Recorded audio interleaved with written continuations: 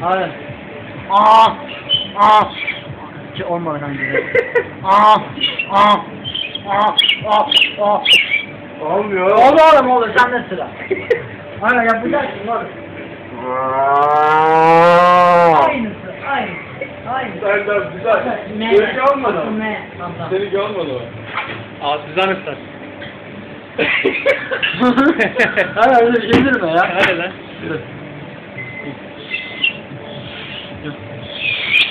Olmuyor oğlum. Olmuyor ha. Vallahi olmuyor. Öyle olmadı ama. Ben sana.